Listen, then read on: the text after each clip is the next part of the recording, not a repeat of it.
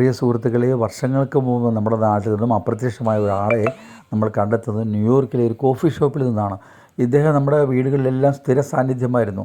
നമ്മുടെ തിണ്ണകളിൽ, നമ്മുടെ സിറ്റൗട്ടുകളിൽ, അല്ലെങ്കിൽ നമ്മുടെ ഡൈനിങ് റൂമുകളിൽ, നമ്മുടെ കിടപ്പുമുറികളിൽ എല്ലായിടത്തും സജീവ സാന്നിധ്യമായിരുന്നു. പല വർണ്ണങ്ങളിൽ, പല രൂപങ്ങളിൽ നമ്മുടെ വീട്ടിലുണ്ടായിരുന്ന ഈ സാധനം നമ്മുടെ വീട്ടിൽ നഷ്ടപ്പെട്ടിട്ട് 10-25 വർഷങ്ങളായി.